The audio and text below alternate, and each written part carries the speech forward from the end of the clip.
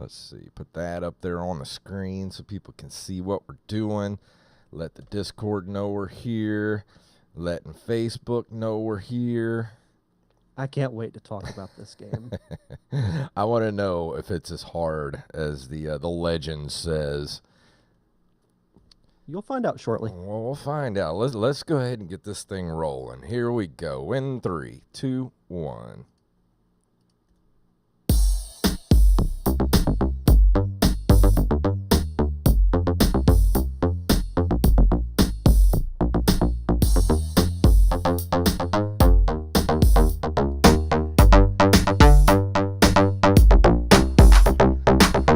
Greetings, programs, and we hope you had a very restful Memorial Day. My name is Jason Robbins. And my name is Derek Diamond. So I had a nice little nappy nap a little while ago, which was nice. It's probably the only time I'm going to get to rest over the next couple of weeks. Yeah, you got to get your beauty rest in, given the couple of weeks that... Oh, Joey Image is in the chat. What's up, Sweet. Joey? Yeah. Yes. Love Joey Image. Yeah, you got to get your rest in, because we're... First of all, apologies for starting a few minutes late. We were discussing logistics over the next couple of weeks, and next thing we knew, it was after 6. So yeah. Yeah. And Tyler's in the chat too. Hey, nice. Tyler. But yeah, we were talking a little bit about over the next couple of weeks. I've been trying to let everybody know. Made a Patreon post a little while ago, but I am buying a house.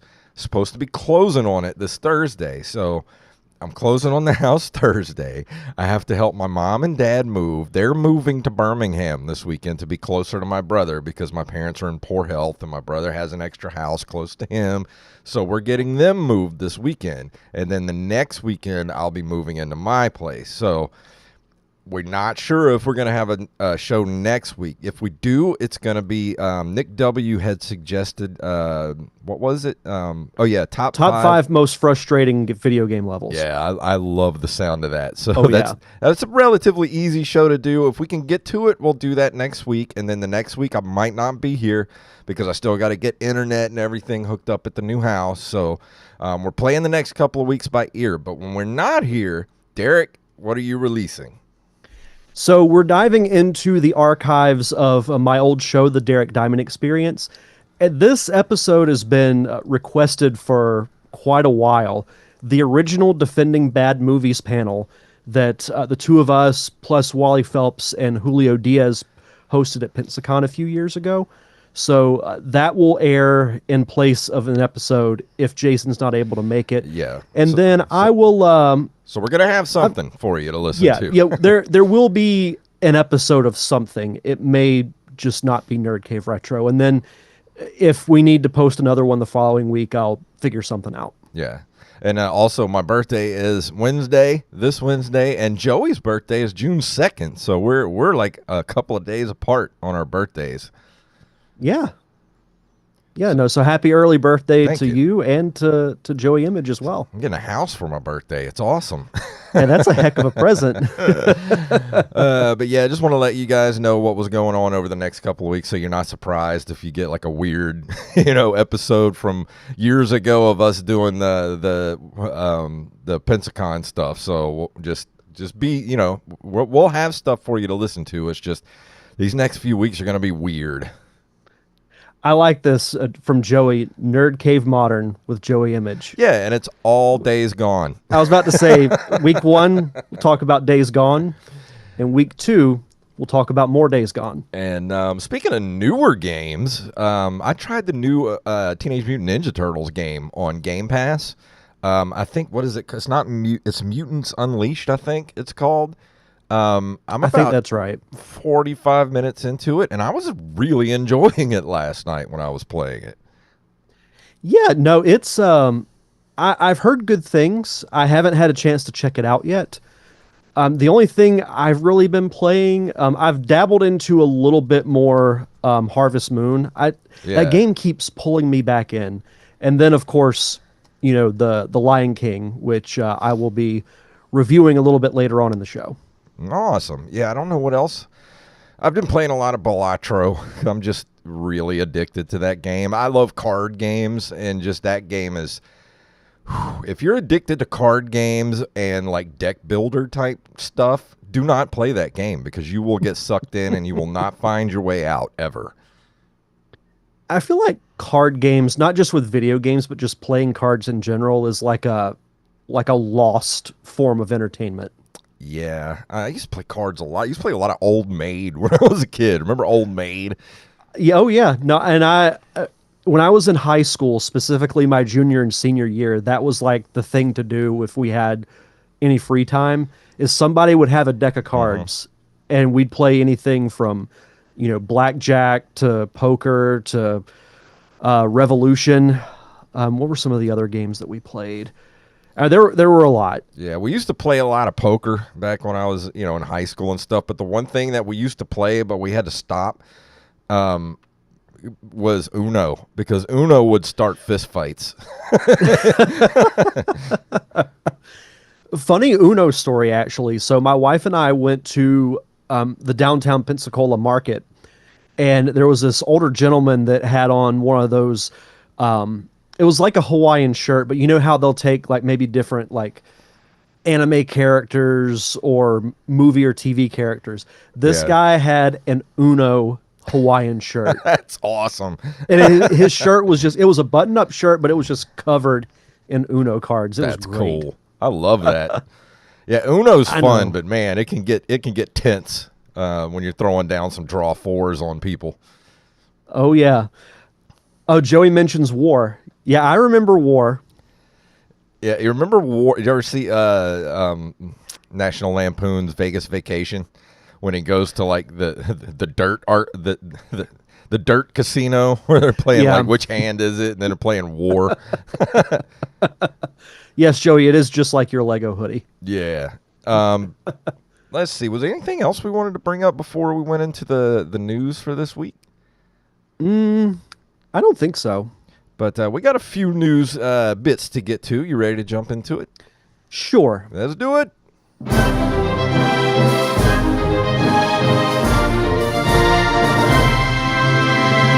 Some of this week's stories were provided by Armez Jackson. If you have a news story you'd like us to cover, send them to nerdcaveretro@gmail.com. And I threw this in here because I did some of this last night.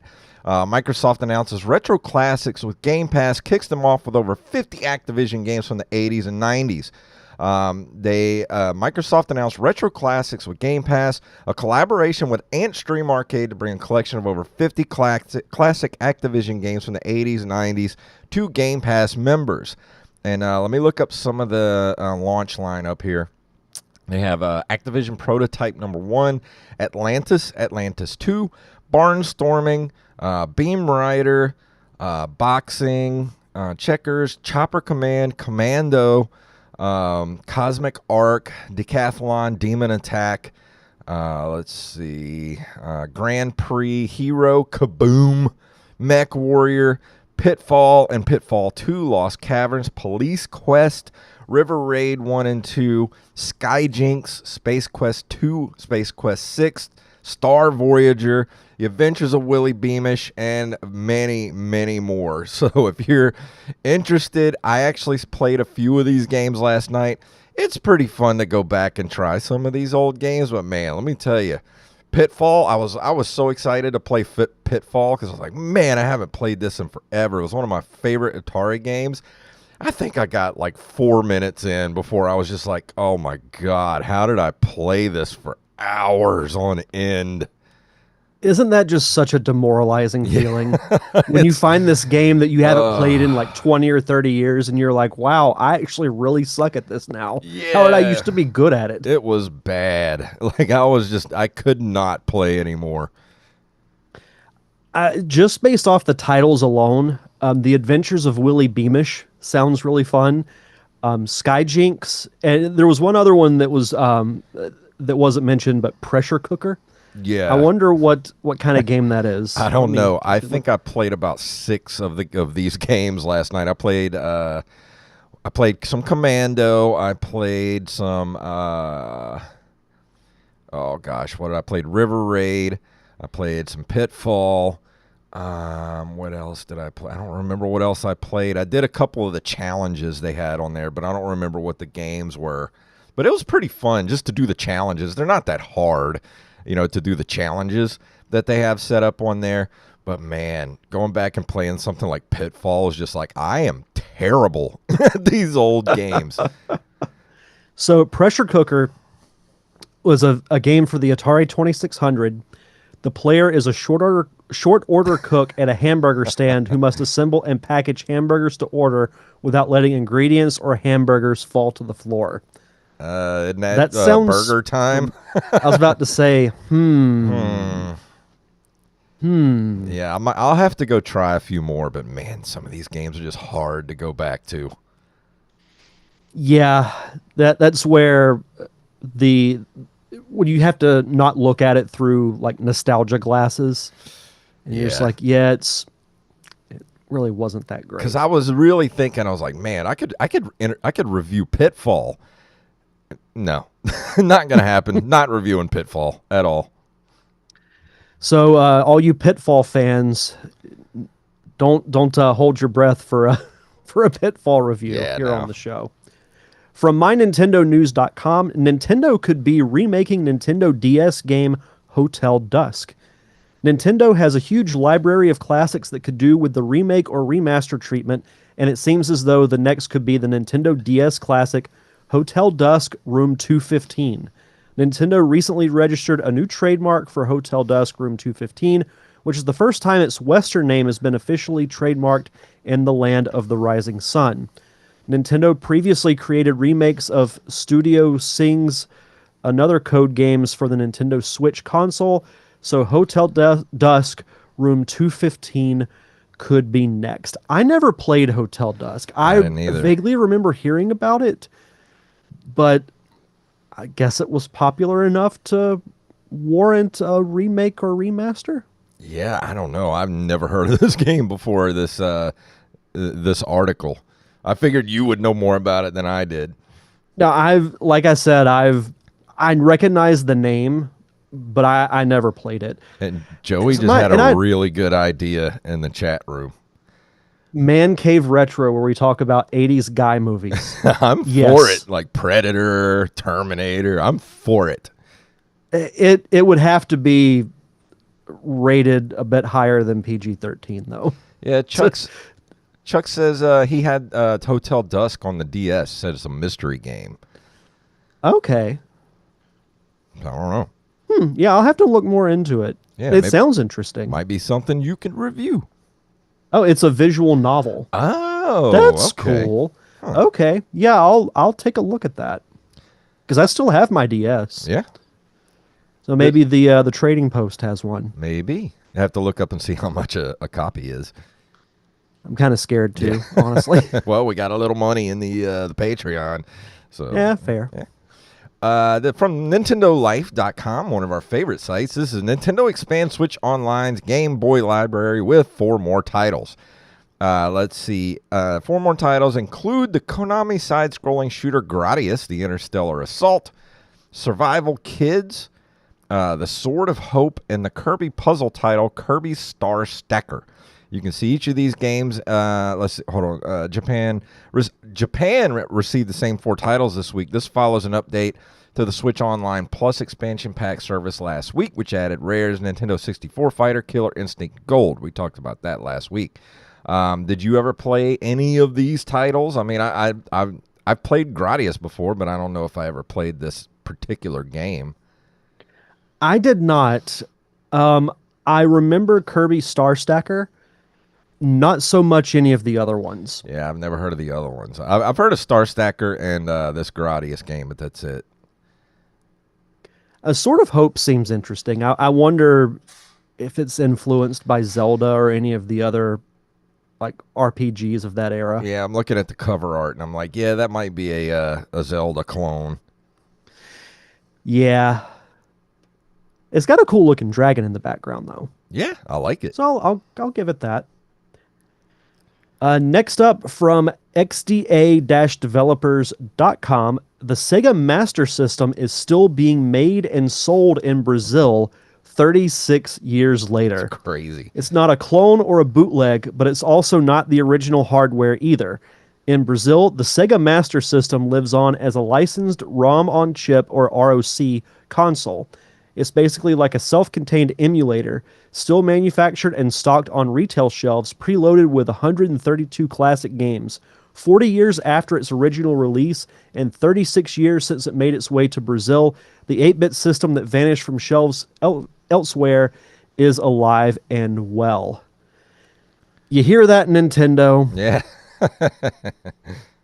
But I mean, That's one all of the I'm gonna say. reasons that it says here that the reason that that's still happening is because the reason they went so long on this stuff is because Brazil has like crazy tariff policies. So I guess they Yeah. weren't getting any newer gaming consoles for years. So this is sort of like it makes me think of the reason like you see Cuba and they're still driving around like 57 Chevys and stuff like that is because had like they were embargoed and had like crazy tariffs on cars.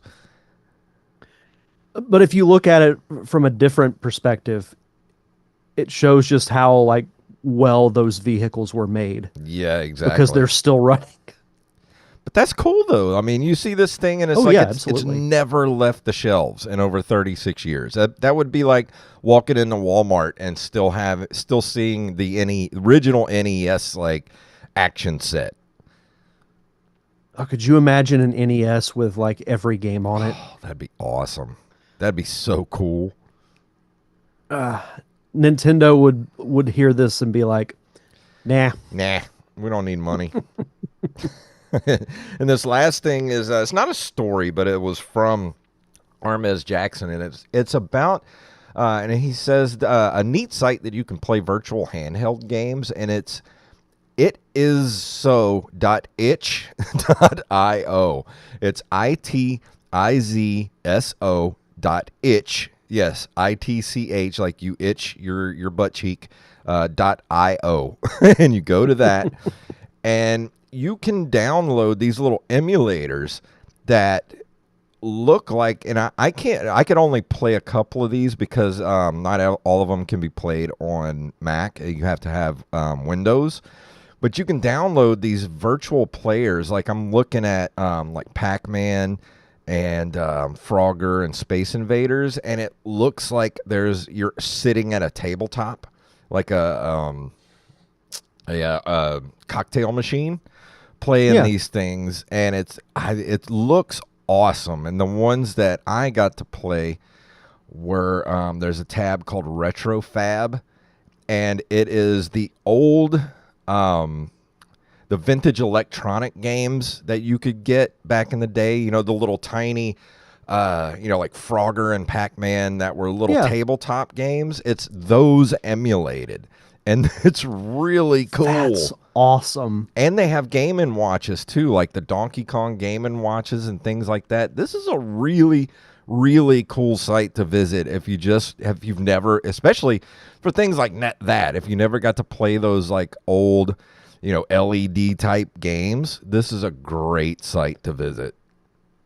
Yeah, I remember seeing these in stores all the time. Like I'm looking at that page now, and they have Yahtzee and Connect 4, BMX Flyer, one of the old Disney games, some Game & Watch stuff. Yeah, I'm seeing Donkey Kong, Frogger, and Pac-Man. That's really cool because I always liked those little handheld type things. Like they were like a Game Boy, but you just had the one game that was built into it. Yeah. And they were all in the style of like the old Game & Watch games. Yeah. Hey, kids, before your cell phone, before even cell phones were a thing, we used to have to get one game at a time, and it had a little static LED screen on it. And that's how we had to play our video games on the go. And some of these on here, they have Bart Simpson's Cupcake Crisis, Bartman Avenger of Evil. They have the Atari Touch Me. No thanks, Atari. This is a family show. Yeah, family show. They have Burger Time. They have Western Sheriff. They have Frogger, Donkey Kong, Pac-Man, and some of the other Game & Watches. They have Mickey Mouse. Let's see. Oh, they have the old Donkey Kong Game & Watch games too. Yes, they do. That's awesome. BMX Flyer. Oh, they have Milton Bradley Yahtzee on here and Connect Yeah. 4. Oh, they have the Teenage Mutant Ninja Turtles LED game or LCD game, whatever it was. I had this. I have it somewhere in my possession, but I don't know where it is. And they also have Top Gun, Lone Ranger, Blades of Steel, Star Trek 25th Anniversary, Garfield. I even have some Tamagotchis on here or something like that. I'm not sure what this stuff is, but these things were cool. Like, I just got hit with such a huge wave of nostalgia just seeing some of these things. Like, it's nuts.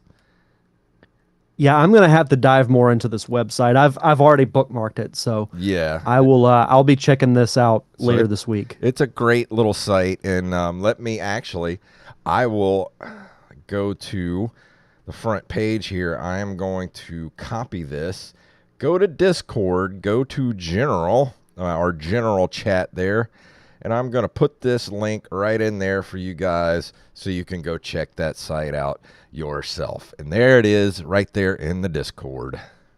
Yes. So that is going to bring us to the end of the news, and now it is time for this month in video game history.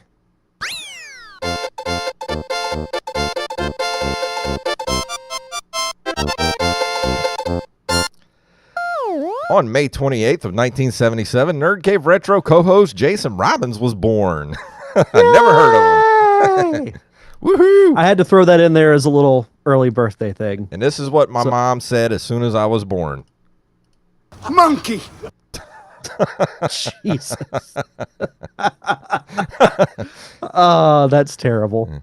But no, I know we won't be doing a show on your actual birthday, so yeah, I just wanted to say here on the show, and of course, you know, I'm sure everyone else says it too, but happy early birthday. Thank you so much. I ain't gonna tell you guys how old I am. Actually, I will. I'll be 37 on May 28th. I'll be 37 again for the 11th time. That's funny. I'll be 48 in August. May 5th of 1992, ID Software releases Wolfenstein 3D for DOS. Oh, I remember Wolfenstein 3D. I used to play this in my my computer class in high school. The cover kind of reminds me of like a graphic novel. Yeah, it not so does. much a video game. I don't think I've ever seen the actual cover. All I've ever seen was, the 3.5-inch floppy disk that it was on. It was handwritten. It says here that that's the cover of the mail order DOS version. Yeah, because so kids, not only did we have to play LCD games, yeah. sometimes you had to use the United States Postal Service to receive games and various forms of merchandise. You see, kids, back in the day, there used to be these things called magazines, and if you looked at computer games magazines, they would have mail order stuff in there for video games, and also shareware stuff. So you could just send off for write a check, ask your mom for a check, and write like $10 to whoever developed the game, and they'll send you a 3.5-inch floppy disk. And kids, you know what the floppy disk is? It's that thing that's the save icon, and that's what that was an actual physical thing back in the day. And see, kids, if you don't know what a check is, I'm kidding. We won't go into that. Oh, how the world has changed. Yeah. May 11th of 1995, trade magazine Game Week, then called Video Game Advisor, is introduced. I don't know if I remember Game Week. No, I never read Game Week. I vaguely remember the name of it, but like I read Nintendo Power and I read Electronic Gaming Monthly. And Game Every Pro. now and then I would read Game Informer, but I don't even remember seeing Game Week, but I know I've heard the name before. Yeah, it sounds familiar, but I don't remember. I mean, I used to read Game Pro like you. I read Game Pro, Electronic Gaming Monthly, and Nintendo Power. I miss Electronic Gaming Monthly, especially. That magazine was great. Yeah, Joey said, that's the 3.5-inch. I used to play games on the 5 and 5.25. Yeah, kids, now back before the save icon, when floppy disks were actually floppy back in the 80s. We're getting old. This should be called the Hey Kids. Yeah, this is the Hey episode. Kids episode. Hey kids.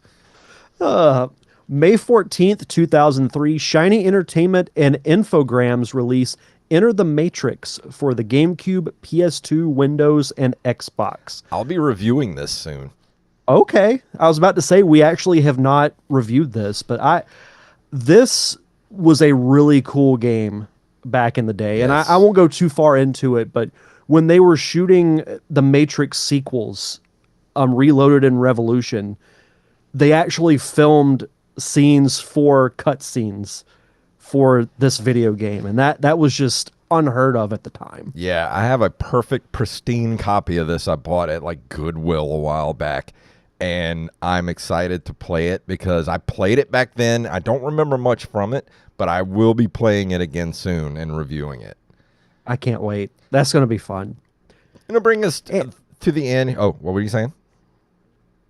Oh, no, go ahead. And to bring us to the end here for this month of video game history, in May of 2005, in defense of video games being beneficial for cognitive development, speaking of cognitive development, I can't speak, Stephen Berlin Johnson published his book, Everything Bad is Good for You, How Today's Popular Culture is Actually Making Us Smarter, which I don't think happened at some point. Something went wrong somewhere. Someone zigged when they should have zagged. Yeah. At some point down the line.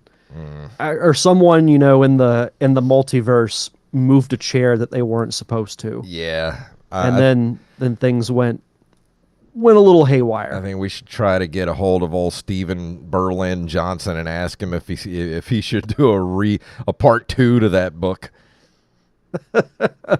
Part 2. Ignore everything in part 1. But no, at the time it was good though because there were so many controversies and so much negative feedback with video games that it was good to see somebody actually like saying, no, it's not so much the games. Yeah, and I'm sure he was getting ripped left and right on all the news shows. Yeah. God, imagine if that stuff was going on today and he wrote this book, it would be bad. Yeah. And that's going to bring us to the end of this month of video game history. And before we go into the review tonight, Derek, would you like to do our Patreon shout-outs? As always, we like to shout out our awesome patrons over at patreon.com/nerdcaveretro. We want to shout out Riley, Romualdo Marquez, Mr. Wally Phelps, Nick W., Eld the Zombie, Yup Fed, a.k.a. Knife, James, a.k.a. at Jimbo Jr. on our Discord, Raven, Danny House, Justin Nispel, Daniel Salmon, Mr. B-Rez Coffee himself, Mike Eveland, Tyler Watson, Axblade07, Armez Jackson, Carlos Longoria, a.k.a. I am the Rampage, Staff Sergeant Sketch, Gus and Penny, Matthew Salmon, Joey Mary Potato, JMP himself, violinist, pianist, and overall enjoyer of music. And early happy birthday to him as well. Absolutely, yep. Happy early birthday to the man of many names, Mr. Joey Image. And of course, Mama Diamond. Donna Diamond. Thank you all so much for your continued contributions and keeping the lights on for us here at the Nerd Cave Retro Podcast. We say it over and over and over again. For as little as $1 a month, I found $1 in change in my car the other day. So it is possible. For as little as $1 a month, you get your own personal RSS feed with 0 ads. If you want to hear this conversation just completely uninterrupted, all you got to do is pay $1 a month, and you get early access to our bonus episodes, which of course, we've been doing the infamous Nerd Cave Retro Quest Dungeons and Dragons campaign. The last episode left on a heck of a cliffhanger, and I can't wait to see what happens. We're going to get to it ASAP, but like I said in our Patreon post, it might be next month before we get to it. And if that happens, then either in June or July, we're going to have to do 2 extra episodes to make up for May. So we'll get to it. We promise. We're gonna finish it up the adventures here soon. Yep, absolutely. So if you want to be a part of our awesome Patreon community, just head over to patreon.com/nerdcaveretro. And for new patrons, be sure to send us your social media info so we can give you a proper shout out. And let's get this review over with. Yeah, here we go.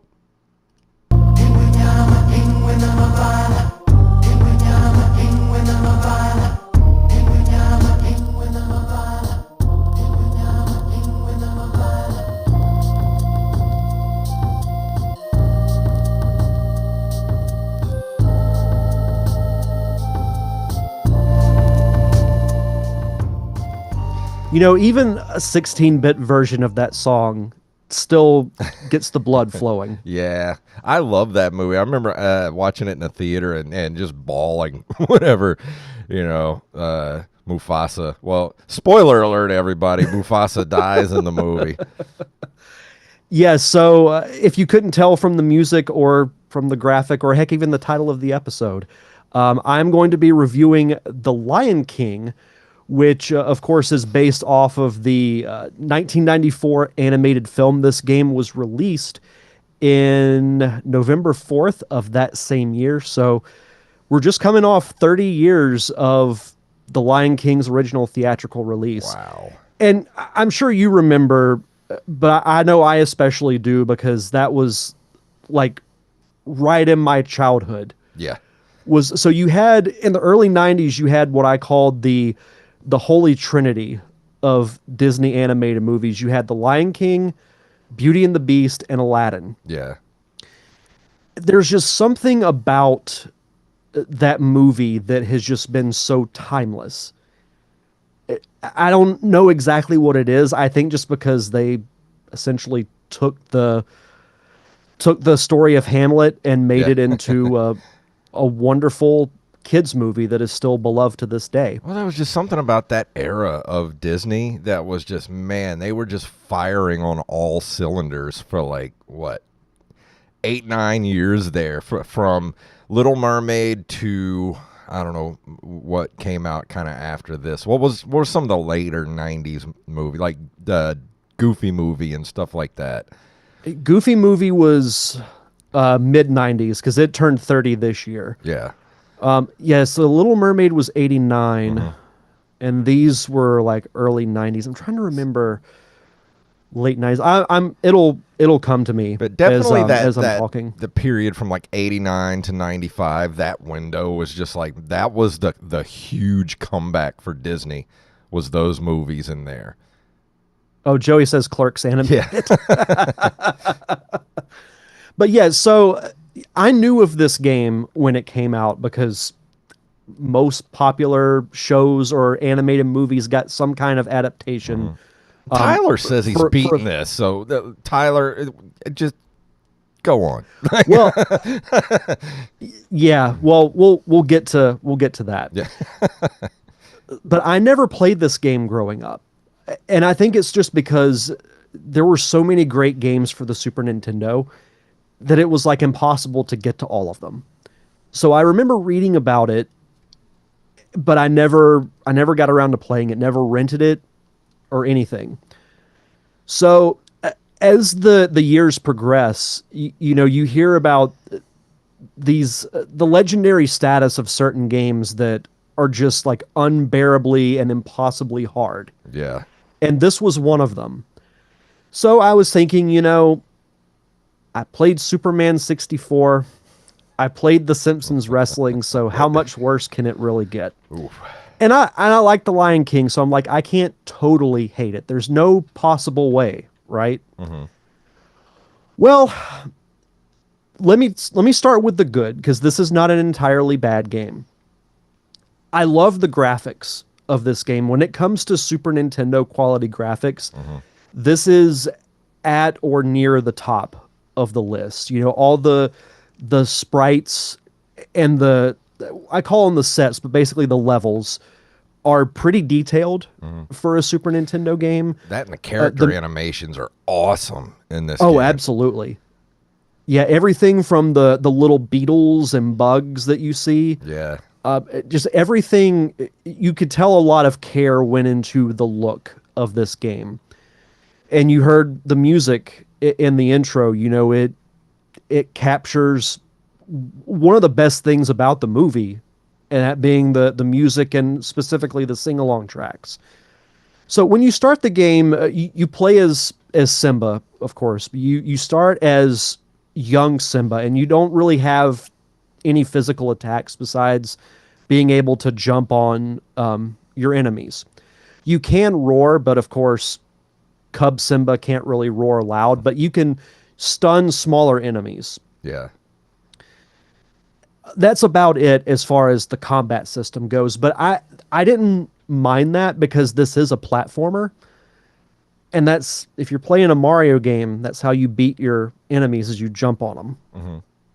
And even from the first level, it almost seemed like an unofficial tutorial because it's very short. There's only a few enemies. There's enough obstacles for you to kind of jump around and get a feel for how the game is going to be. So I'm like, okay, this seems fair enough. The sound effects and what little voice acting that I heard wasn't overdone, which I appreciated. You fight one of the hyenas as the boss of the first stage, and it's an easy enough boss battle. I mean, you just have to jump on him a few times, and then that's it. Yeah. Then we get to level 2. Everyone who's seen The Lion King knows of the infamous "I Just Can't Wait to Be King" musical number. Mm-hmm. It's great. It's one of my favorite Disney songs of all time, with the rhinos and the giraffes and the monkeys and everything's, got this nice warm tint to it. And when you start the level, everything looks normal. As soon as you take a couple of steps, the background turns into that like yellow color, like in the movie. And I'm like, holy crap, this is really cool. Like, I feel like I'm actually in the movie and the song is playing. And then you start going through these like little obstacles where you go up to this rhino and he tosses you up in the air and you have to jump on different giraffes' heads in order to get to the next part. And you have to be quick about it because the giraffes will lift their head up and you'll basically fall. So that threw me off in the beginning at first. But I'm like, okay, that's, you just play through it a couple of times and it's like any 2D game. You just have to kind of get the feel of the rhythm and where things are going to be. So later on, you ride on this ostrich, and you have to like jump over other animals or duck under bushes and whatnot. And the game tells you pretty much when to do what.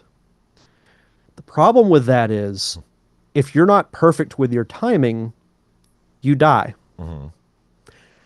And I mean, you have to be within like a millisecond of what you're supposed to do, or you're going to die. That sounds fun. It kind of sounds like the turbo tunnel on Battletoads. Yeah. So I died again and again, and I got a game over screen. Went through the first level again. Tried to play through I Just Can't Wait to Be King, and I couldn't do it. That's as far as you got. Yep. Wow. Well, no, literally. So there are 2 specific spots where you have to jump on the ostrich, and then you have to swing from I think it's a rhino's tail. If you're not perfect, you don't make it farther than that. And the thing, like, it's awful. It's awful and it's annoying. I've heard nothing but over the years how ridiculously difficult this game is, which is a shame because this is basically a kid's game. This is a Disney game meant for kids on the Super Nintendo system. And it's like, why would you... It's like Ninja Gaiden. It's like, why do you make things this freaking hard for kids. Do you hate children? Do you hate children? I put this in my notes. This makes the dam level from the original Ninja Turtles game look like round 1 of Tetris. Like it's literally, I would play through the dam level 10 times over than do this again. And I love The Lion King. I can't stress that enough. It's one of my, not just favorite Disney movies, one of my favorite movies of all time. But the problem is that the way they designed it is just so poor that it took me out of it. And I didn't want to continue. Like, yeah, it would have been cool to see, adult Simba and fight Scar and go through like all the high points of the movie. But you make the first level so short and so easy, and then the very next one is near impossible. Yeah. That's insane. Like why would you do that? It just, and like you said, this should be a kid's game. Like no adaptation is perfect, and there's been plenty that we've criticized. But this is like a whole different spectrum. It literally blew my mind because I'm thinking, okay, maybe the stories have been exaggerated, but they haven't. And I've heard good things about the other versions of the game, because this was released for the Genesis. It was also released for the Game Gear. And I've read that especially the Game Gear version the difficulty is much more consistent. So maybe down the line, I'll give that version a try. But this was so disappointing because... Yeah, and it says here, and speaking of GamePro, which we mentioned earlier, wrote that the graphics are not as good as those of the Super Nintendo and Genesis versions, but agreed that they are exceptional by Game Gear standards and praised its much more gradual difficulty slope than the earlier versions. Maybe they learned their lesson. Yeah, it says the November 1994 issue of Game Player says that even on the easy setting, the game is hard for an experienced player. And this is supposed to be a kid's game. At first, I tried it on normal, and I couldn't do it. And I switched it to easy, and I still couldn't do it. It's literally, it's not so much a... I don't want to say, well, yeah, it was too hard, but the fact that you have to have your timing down just so precise to make certain jumps that early in a kid's game.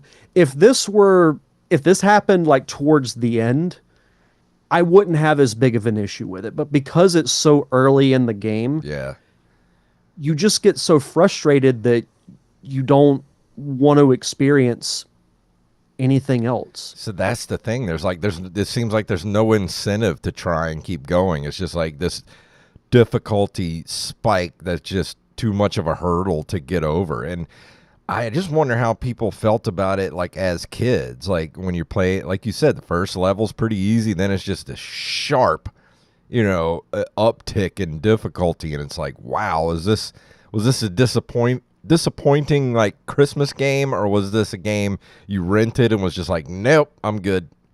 Right? We'd like to hear from anybody that had an experience with this game.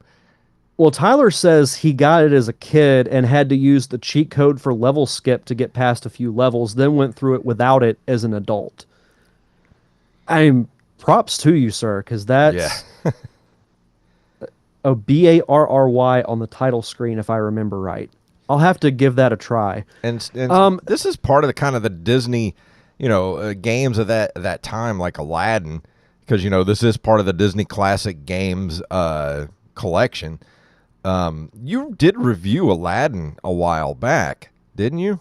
I did. I seem to remember you actually enjoying that game, and there are two different versions. Like the Genesis version is different than the Super Nintendo version. I want to say I played the Super Nintendo version. Yeah. Because I think Capcom did the the Super Nintendo version and someone else did the Genesis. I think Acclaim did the Genesis version, if You're I'm not probably mistaken. right. That sounds right. So, but yeah, I enjoyed Aladdin. You know, it's I don't remember it being like overly easy, but not so difficult that I couldn't at least make it to, you know, a decent point in the game. And I'm not saying that, you know, I hate this game, because there is things to like about it. I just wish that they wouldn't have put something so difficult right at the beginning. Like, if you want to make, like, once you go back to Pride Rock and you're trying to get to Scar to fight him, if you want to make that challenging, that makes all the sense in the world. Yeah. It Yeah, shouldn't Tyler said be a fun musical number from the movie. Shouldn't be the most difficult thing in it. no kidding. Tyler said Virgin Interactive did the Genesis version of Aladdin. Yeah, that was just Okay. such a weird thing back then, that there would be two different versions of games for the Genesis and the Super Nintendo. Yeah, that was just such a strange thing to look back on. And, you know, like, you'd have like a different version for Japan and a different version for Europe. With consoles, I get it to a degree, but it's just you know, we were talking about earlier, just like the gaming world, along with the real world, has just changed so much. Yeah. And does this also included in this Disney Classic Games bundle is the Jungle Book? And I've never played that either. Does that make you want to finish out this trilogy of that era of Disney 16-bit games? Yeah, no, I've never played the Jungle Book game. I haven't read any reviews of it, so I know really nothing about it other don't than I either. assume it follows the events of the movie. Yeah, I But haven't yeah, heard anything I about would it. love to try it sometime down the line. But this game is notorious. Like, this is a game for Yeah. years I've heard about how difficult this game is and how just disappointed people have been with it, because, you know, they loved The Lion King as a kid, and then they would go get this game and just couldn't even get past like the second level of the game. Which is a shame, because I did watch some gameplay of levels that take place after I Just Can't Wait to Be King. And it looks fun. You know, like, whenever you become an adult, you actually have different attacks that you can use. You don't just have to stomp on your enemies. Like, you can swipe at them, you can throw them. It looked really cool. And like I said, the game looks great. It's one of the better looking Super Nintendo games. They nailed the look of it, and they nailed the sound of it. It's just the level design, it brings it down, in my opinion. And I wanted to like this game so badly. And I don't entirely hate it because of what I just mentioned, but yeah, this version, I don't know that I'll give it another shot. Yeah, and I'm looking at some of the reviews here that were given for the game, and Next Generation rated the Super Nintendo version 4 stars out of 5 and stated that even though the game is much harder than Aladdin, it's never unfair or frustrating. And I say nay, not according to Derek Diamond. How much money did somebody slip you Yeah, to no say that is kidding. what I'd want to know? Yeah, and game director Lewis Castle in 2014 revealed that the reason why the game was made difficult, especially in level 2, was due to pressure from Disney so that people would not be able to complete it during the rental period at Blockbusters. He has since apologized for this. That's insane. Well, at least he apologized for it. Yeah. Disney should apologize also. Oh, that ain't gonna happen. The only thing they would say is, we'd like to apologize for absolutely nothing. Yeah. And that's why these games were so hard back then, because you had pressure from these video game publishers that they didn't want people being able to finish these games in a weekend, so they would make these games insanely difficult so that people would have to go buy them. But here's the thing. If you go and rent a game and it's so insanely difficult that you don't have fun playing it, why are you going to go buy it? Exactly. You just made the point that I was about to. Like, if you want to make it a little more difficult than the average game for that reason, I get it. But we've talked about this numerous times. There's that fine line between being so difficult that it motivates you to keep going. And then there's the other side where it's like, no, I'm done. This is stupid. Why am I wasting my time? Because the thing is, This crosses that line. yeah, and if you really want to do it correctly, especially back then, gradually increase the difficulty. But if you want people to go and buy the game, make the last 2 or 3 levels the really difficult ones, so that they have to go. If they enjoyed what they've played so far, they've put a lot of time into the game. Make the last part of the game very difficult, so they got to go play it.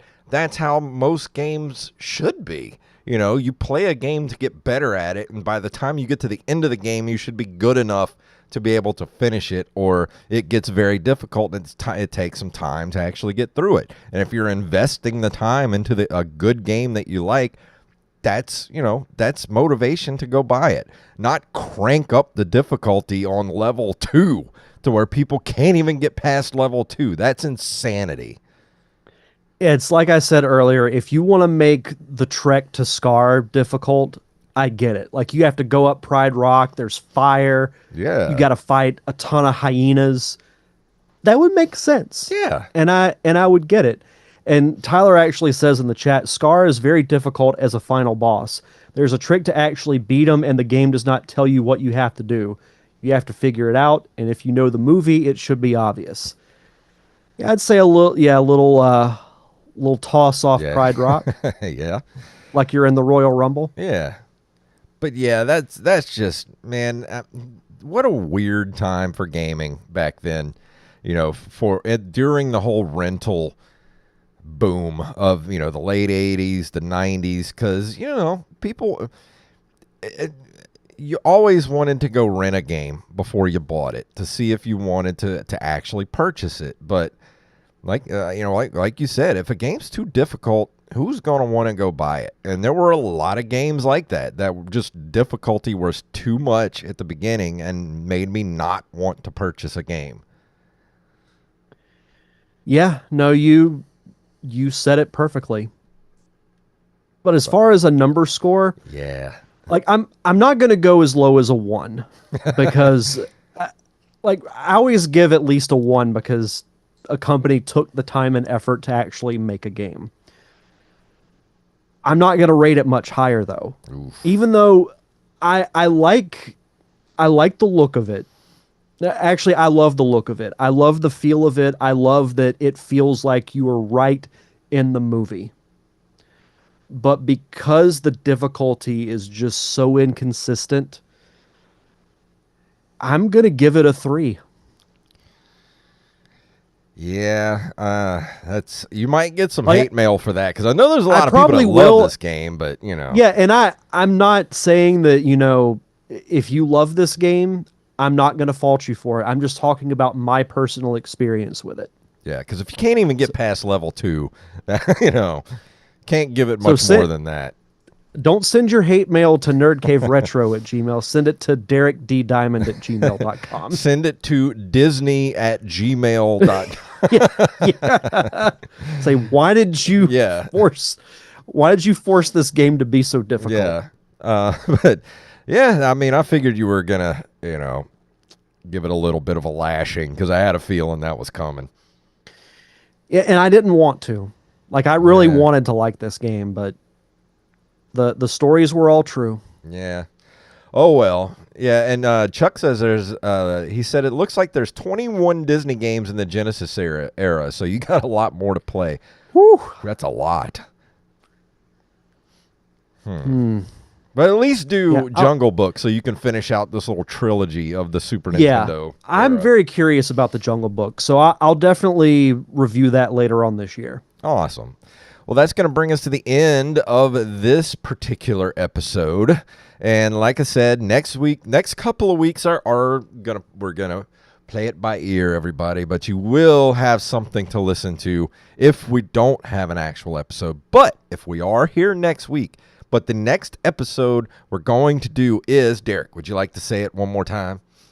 So a special thank you to Nick W. for this suggestion. Top 5 most frustrating video game levels. Already got 2 right off the bat. Oh, this is going to make my list. Even if it's an honorable mention, it's going to make my list. I think this is going to be a fun. Top 5 for everybody. Oh yeah, I could see there being some harsh disagreements over this one. Yeah, this is going to be fun though. I'm really looking forward to this top 5. But so thank you, Nick, the horror game fan. Yes, thank you for giving us that idea. We have plenty more too. Just some of the ideas we have. We have top 5 worst boss fights. We have Mount Rushmore gaming characters, sequels that failed or tanked the series. That's a good one. That'd be a good one. What's your guilty pleasure gaming? We have favorite LAN party memories. That's a good one. Yeah.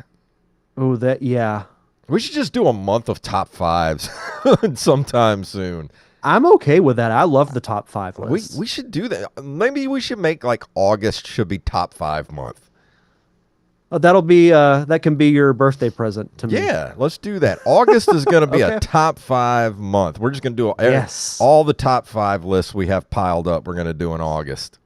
Yes. Love it. So we're going to go ahead and start walking out the door. And Derek, what's going on in your neck of the woods? Yeah, so as I mentioned over the past couple of weeks, I'm producing a new short film titled Wired for Sound. It's written and directed by my friend Chad Sanders. We're currently raising funds for it and doing the final rounds of casting. If you want to follow what's going on with the movie, you can go to Facebook or Instagram at Wired for Sound Movie. Fantastic. And for the Open Micers podcast, me and Mr. Jacob Craig, it's at Open Micers Podcast on Threads and Instagram. We've had a full month of hostful episodes, and we've talked about everything from Walmart bathroom ghosts to fine dining at the Sam's Club. And so go check out those episodes, please. And also remember, it's an NSFW show, so it's not safe for work. A lot of blue things going on in that show. So be warned. Don't let the kids hear it when you're driving them to school. Yeah, that's one that you save for when you get to work and you pop in the headphones. Yeah, so go check it out at Open Micers Podcast, Threads, and Instagram. So Derek, is that everything for this week?